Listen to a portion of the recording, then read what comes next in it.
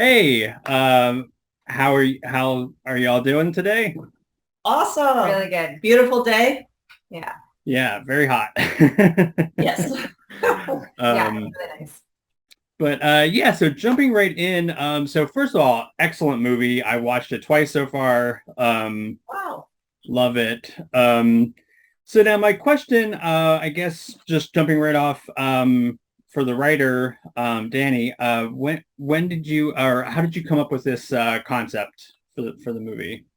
Yeah, I mean, there's a lot of influences playing into this film. I had a web series about taking Craigslist jobs that I did for many, many years when I was in Toronto. And I would film those jobs with hidden cameras, which is a large part of what Follow Her is. That came into the story later. It never started there, but it did always start with meeting someone online Hmm. and it, I guess exploring the dangers of that and how we never know who we're meeting.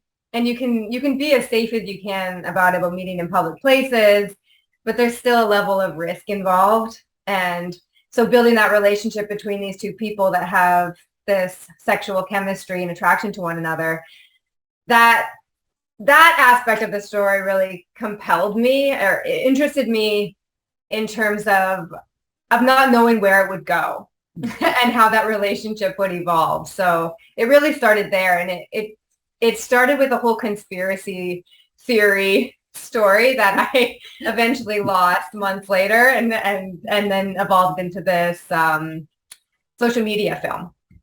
Hmm. Yeah. And Sylvia, what attracted you to this project and when exactly did you come on board?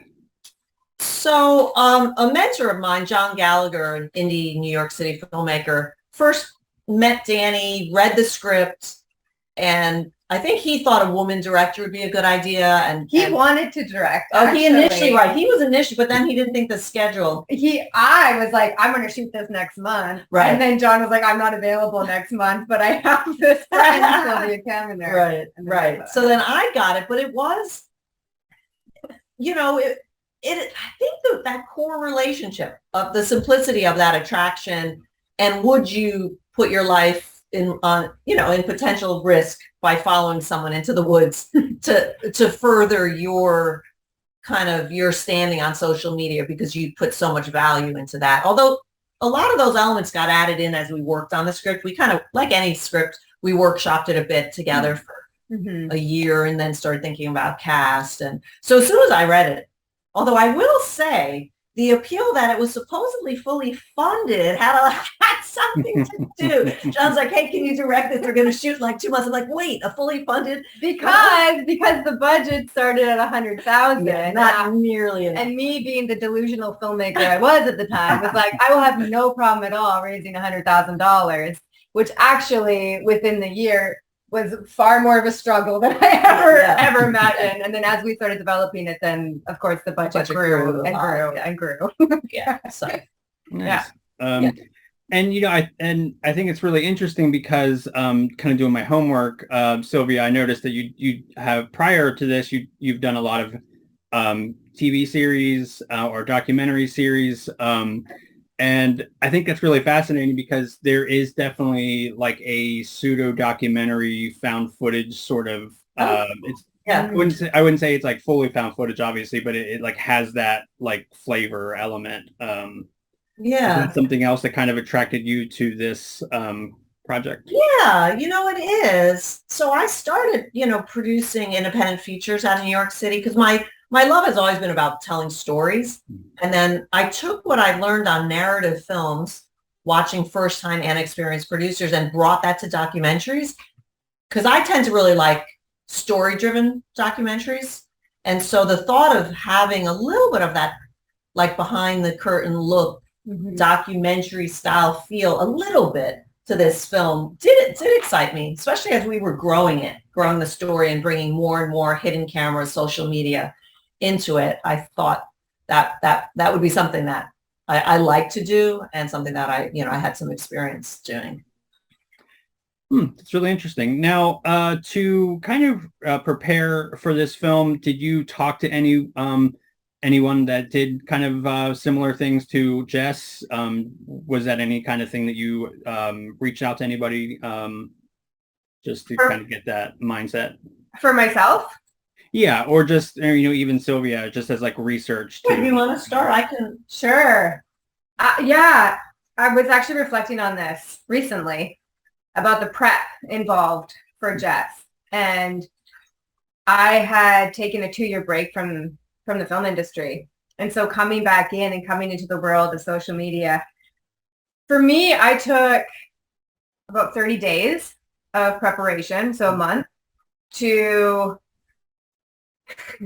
disconnect from the world, from the real world, and go into the social media world to find her in that and her presence in that. And it was a mix of the old Dani doing this digital web series called Survival that I was so obsessed with. And that was just my whole existence at the time. So to go back into that, but then find Jess in a new way, components of Jess that I was trying to find within myself too, the bravery of her and mainly the bravery and risks that she would take that Dani, had since lost. So really trying to find the combination of the two. Right. And we did a lot of, some of the remember some of those early pictures you did where she was like animated, goofy, like, we had to really find the character because we know at times she can be a bit unlikable, but we wanted to have something in there so that you wanted to take the journey with her. And we didn't want a female victim. Mm-hmm. It was really important to us to show that even though the male at times has the upper hand, she's not a lie down like, poor, damsel in distress. She's a current kind of contemporary woman who's like, you know what, fuck you, I'm going to figure this out and get out of this. So for me, I kind of wanted to hone in on kind of the Hitchcock way of telling this story. Hitchcock is definitely I don't know any filmmaker who likes thrillers that probably isn't influenced by Hitchcock. I was going to say. Damn. So to me, one of the great things about Hitchcock is that he, not always, but often lets the audience be a step ahead of the heroine of the film.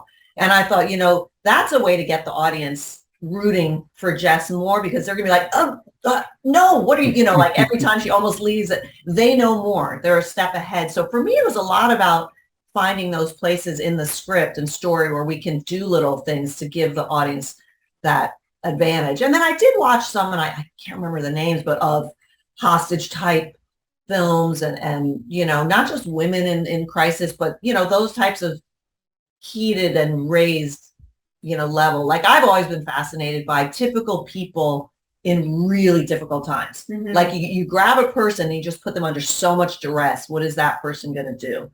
How are they going to respond? How are they not going to just be a victim? Because at times we've even heard people say that they don't know who to root for. They're like, I don't know who the villain is. Like, I don't, so. That's so funny because I think like, so I was writing my review and I even said that I really liked Jess as a character. Like I was kind of always on her side because Good. I guess maybe because I make like, I know content is a dirty word, but like, I don't know. I feel like I was just like, you got to do what you got to do to survive. And I guess I kind of understand that sort of like drive. Morally, Jess isn't perfect, but I feel like I always kind of had a lot of empathy for her character. That's great.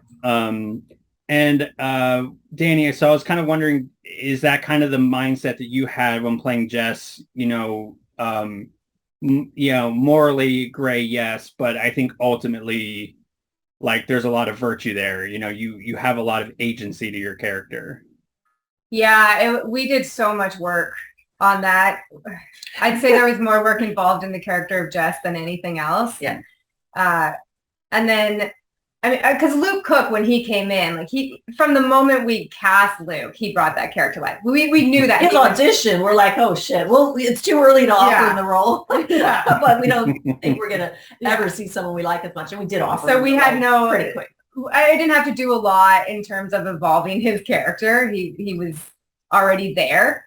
And so, yeah, Jess, I worked with Preston, our script consultant, really intensely, like I'm talking line by line in the script around Jess's character and how to make her likable and find that balance. Once we were on set, then I kind of threw everything away and then really just focused on being present with Luke and having as much fun as we could in each scene, but bringing that sexuality to her and that bravery and confidence to the character while still having some naivety of, going back to a stranger's house in the woods that you're wildly sexually attracted to. Yeah. But he looks, yeah.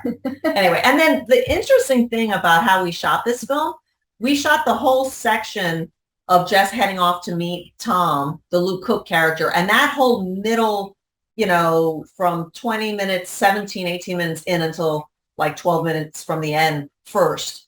So then we did work after we got back to shape Jess's first 15 minutes of the film to make her likable enough to add a little bit of conflict so that you see that she's not completely morally vacant. She has some conscious, battle going on about what's right and wrong online. And she does contemplate doing the right thing and then is let off the hook, by the fact that they can't help, the streaming platform isn't available. And, Right. So that was important. We did some early tests, really rough screenings just to kind of get a sense of what people were feeling about Jess. And that felt really important. I kind of loved doing that as a filmmaker, doing the whole middle chunk of the movie, and then having the beginning and end you do after, so you have a little bit of time. I worked with Alex Gans, the editor, and we even did a whole put together of that whole section, so we really knew the energy and the dynamic, and that also helped us with the ending because we knew the level at where Jess, ends the scenes kind of with. I'm not going to say completely ends them with Luke Cook, but to go on. So that was really. Yeah, it's kind of like Act 1, Act 2, Act 3 in that sense. Yeah, we actually shot it. Yeah, we did Act 2, then we did Act 1, then we did. Well, we messed it all. But anyway. Yeah, no, that's great. And this is something else that I talked about in my review is I love how the credit scene does a lot of heavy lifting exposition wise, and you don't really see that too much in a lot of modern films. So I appreciate that. I like how it's a very it flows very organically as far as getting key plot points together. Yeah, we thought it was super important to put you into the world of Live Hive, her streaming platform, and then there were a few really important things you needed to learn, like the fact that she could blur faces, and that she could kind of have her cameras go directly to the live platform, even though they were hidden cameras. So, and then we worked with Alex Noble from Wild Union Post, and and then Ben did our main title design, and they fucking killed it. Yeah, if I can say so. And then, Alicia, our music supervisor, helped us secure that main title song, which kills it. And, so I'm so glad that you liked that main title sequence. We feel like it also brings the energy up. It's a fun kind of okay, now we get the, we're taking this route.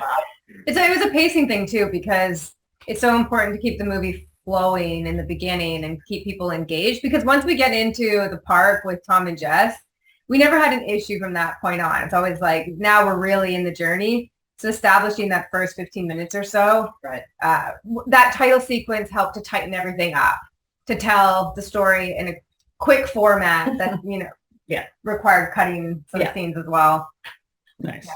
And I also really love the cold open. I think that is such a fun way to. Oh, that's awesome. Again, it doesn't feel throwaway because you're establishing, Jess. You're doing a little bit of world building with what you do, but it's also very fun and it's a nice misdirection. And I don't know. I don't really have a question there. Just saying that's. I love that. Well, we talked about that because remember we're we have to open. We have to open where you get a sense you're watching a horror film, that there's a little something genre going on, and then it's going to get lighter and kind of until we get darker again. So that was a big part of it. And then Brian Vincent, who's the guy in the freezer, he's a wonderful actor I've worked with, I've known for years. And that was, do you remember how friggin' tight that space was? It was like not even the size of my living room. Like ridiculous, because it was an indie story nightmare. I go to scout like a couple days before, and none of the locations are going to work. And I have my DP with me. We're shooting in a few days. You weren't there. I was like, good thing Dani's not here. She's like, wait, how can we shoot in here? It's too small. So then we found this. It was like a little outhouse, not outhouse, but little shed behind the inside of a friend of a house that we were supposed to shoot at. And we're like, we're going to have to make it work. We have to empty it out. But there's something about that tightness. And then there's that shot where you reveal where you are that I love.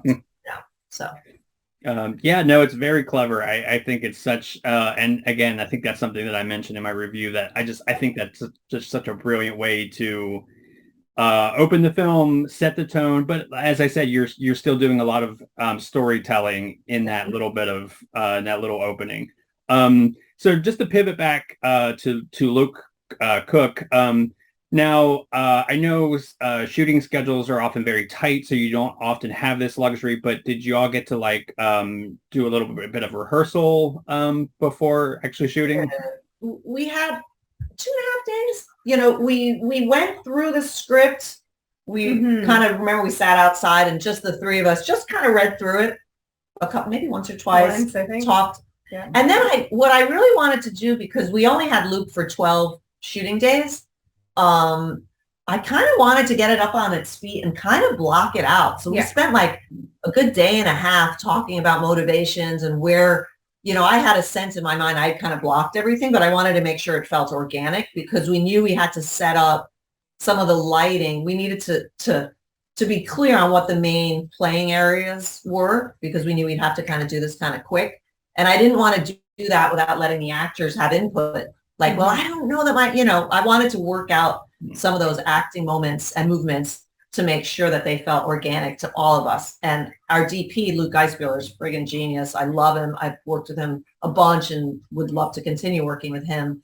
And he's really involved. He's more than just looking through the lens to see how pretty the frame is. He's someone I can be like, hey, did you buy that take?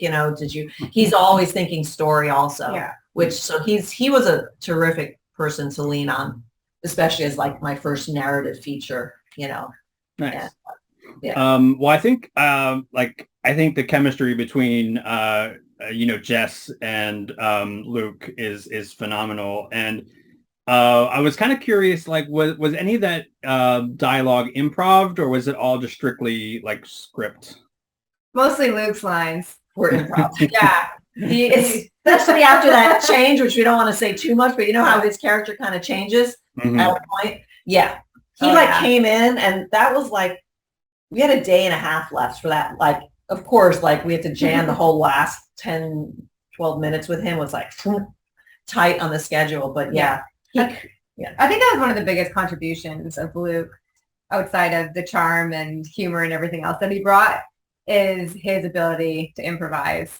He's wicked clever when it comes to improvisation. And it makes it easier as a character of Jess then, because it naturally keeps you on your toes. So I have to be present with him in order to be reacting, because I don't know what's going to come out of his mouth at any moment. Yeah. Generally speaking, we stick to the script, but he is always throwing stuff in there throughout every scene. Yeah. So that's really fun as an actor, to be with someone on set like that. Yeah, there's a line that always kills me. It's the one where you're at the piano and you're like, oh yeah, my mom being a pianist, and he's like, oh, you're talking about your mom's penis. That's weird. And that's definitely a Luke. That was an improv. Yeah. No, it's great. Glad you like that line though. He definitely brought it. I mean, again, he is so good at just completely disarming you in a way that I was always kind of all right, how is this going to play out? Is it a misdirection completely that he's I think you even telegraph it, right? I think it was men aren't really killers anymore. That's too predictable. Right. And I was like, is it like going to be like maybe like the double like thing of what you're expecting actually is the subversion?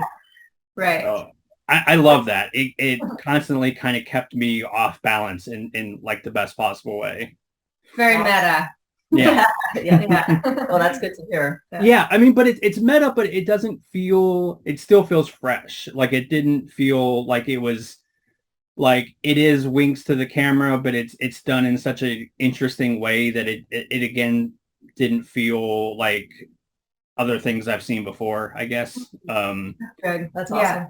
Yeah. So now the other question that I had, and I think I might have already kind of got my answer to this, but Luke's character gets very shall we say animated at times. Was that easy for him to kind of get up to that point, or was that something that he was maybe a little self-conscious about, maybe Self-conscious and Luke Cook are not words that ever go in the same sentence. Okay.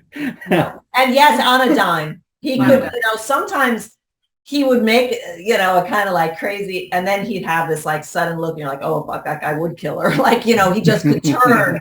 And, you're always thinking like, oh my God, he's like, whoo, and he could, he's magical in that way. He's a little like Jim Carrey in that way. Yeah, he is. You can totally and his presence online is pretty hysterical as well. His Instagram, and he does these wacky videos. But yeah, he's very gifted.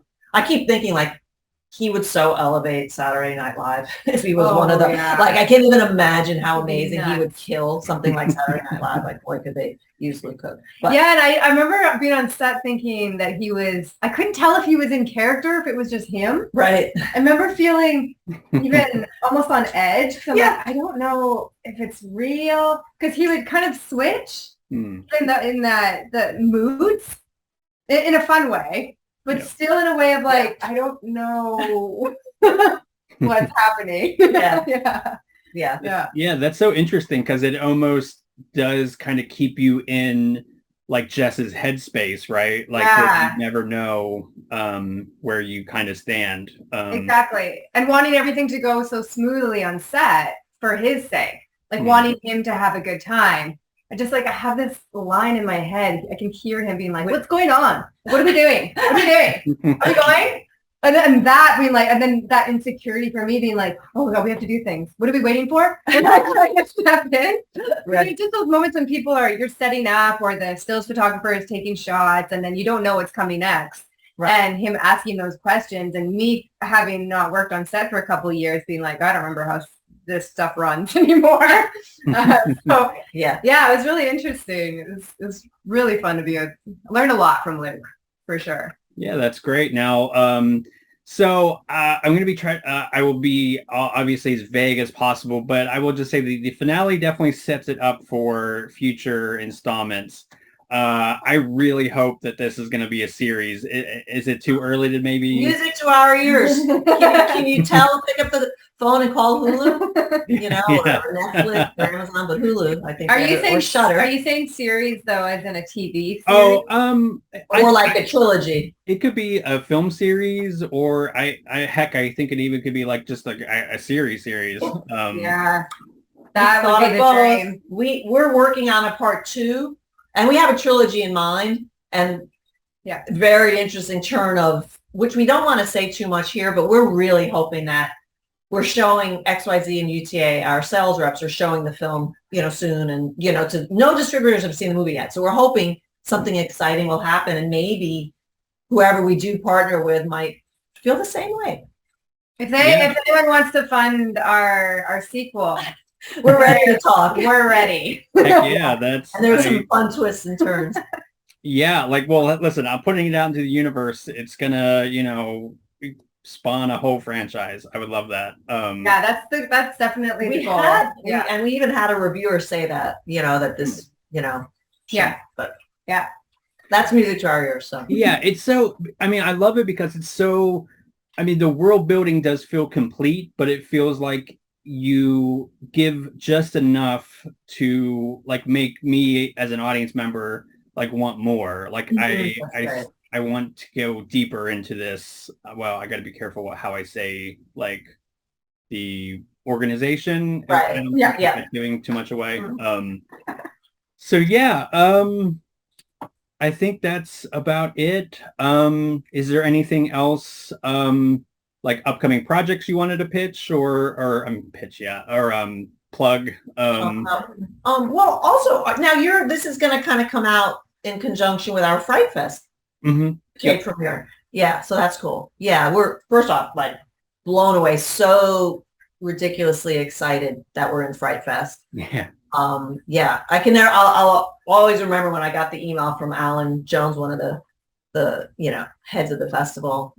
Hey, loved your film, we wanted it. And I was like, oh, I called Dani right away, sent it to XYZ. Everyone was beyond stoked because that's such an important festival, really important for us, and that's going to be a great premiere. And they gave us a great time. Sunday night. I think at 7. I'm forgetting. There's so many festivals coming up.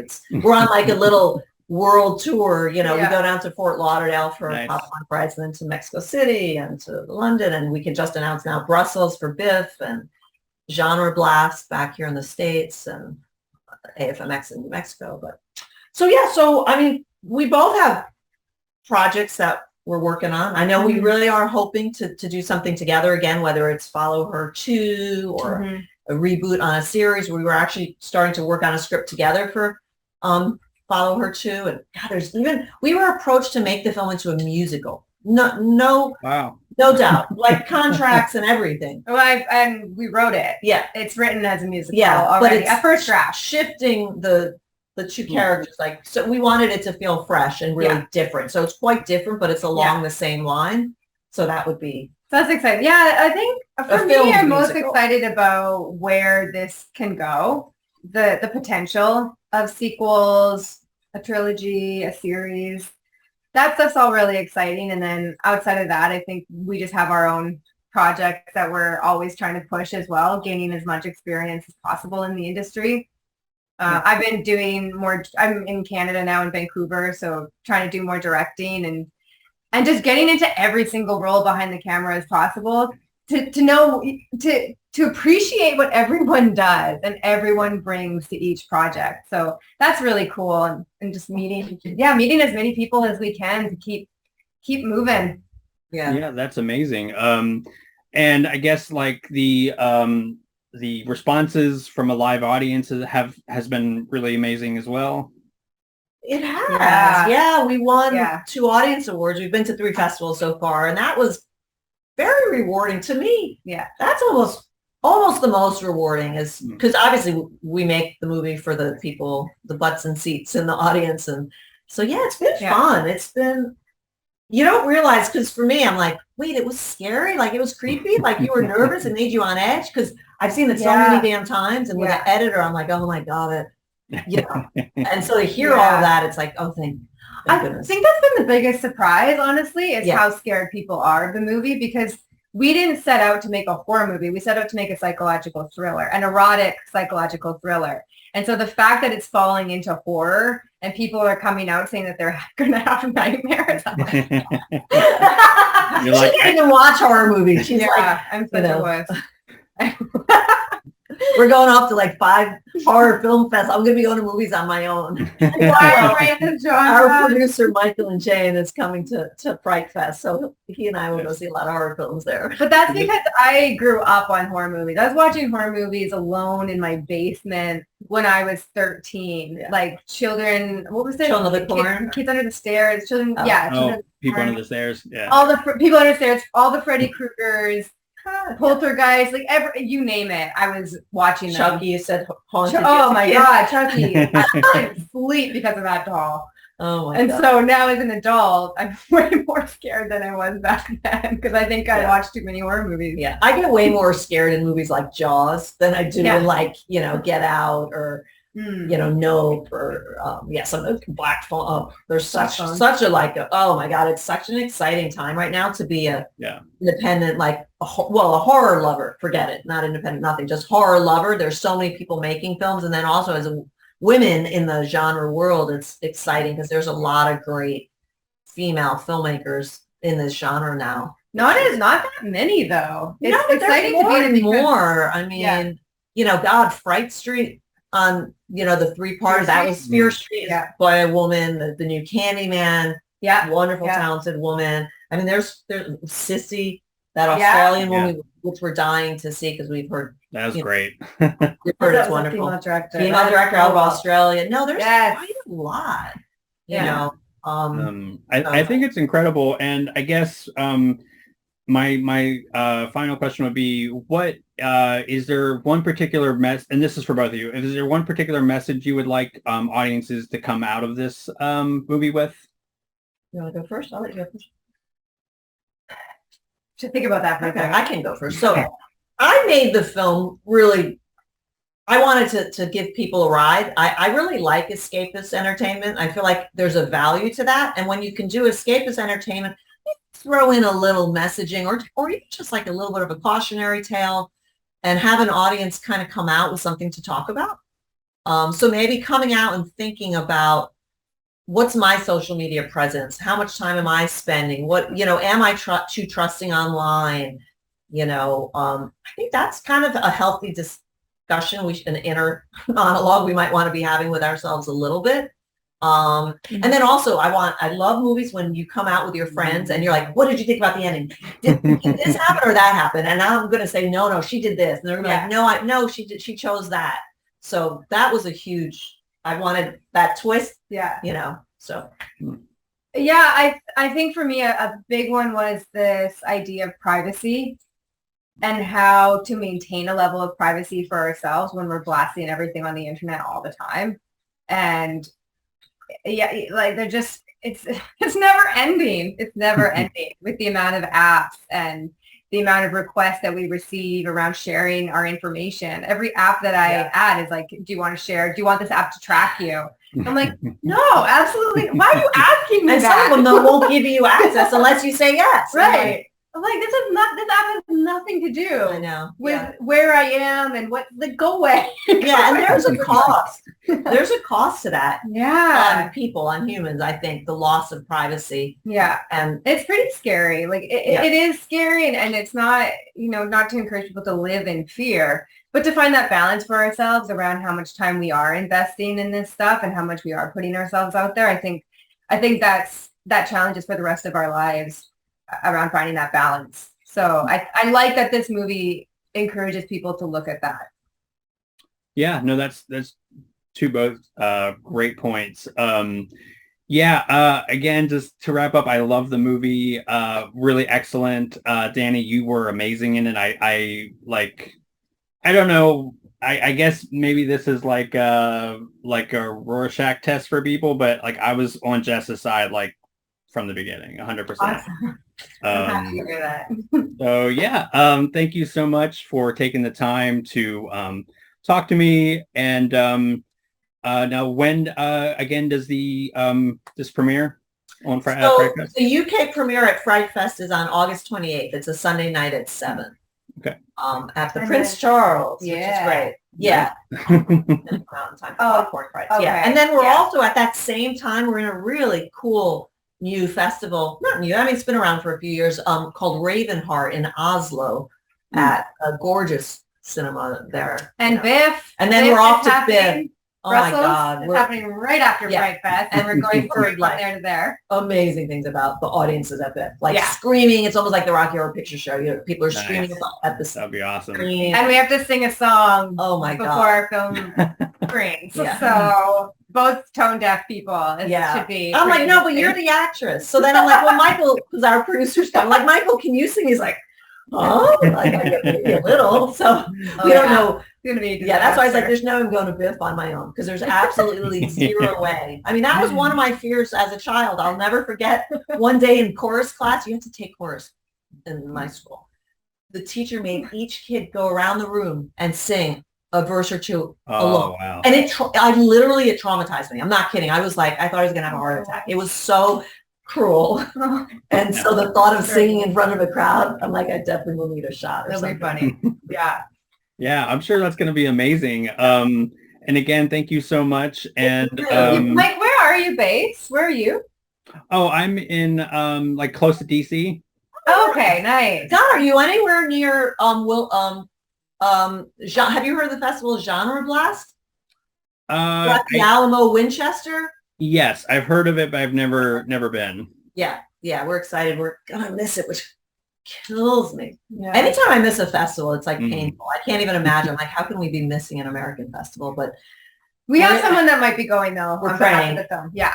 We're gonna be in Biff, and Dani even looked at it. I was like, Dani, maybe you should go back, or she's like, maybe I could go back early for it, but it's the same exact day as Biff, so it's like to go all the way to. But anyway, sorry. I was kind of surprised that y'all weren't at Fantasia this year. Same. We'll just especially because I'm Canadian. I want to get Fantasia more than anything. It's so subjective. Yeah. And I will say that also premiere status makes a big difference, and and it's subjective. Depend. And a lot of festivals, it's like casting a film. They're casting certain types, and but Fantasia would have been cool. Definitely a goal maybe to go there. Yeah. Well, like Fright Fest is certainly a huge festival. That's nothing to sneeze at, and it sounds like sounds like there's some amazing ones coming up. So, that's awesome. Cool. So, thank you so much again. Thank you. Let us know if you need anything. We have a new 1 minute, teaser we can send you. I don't know. That sounds great.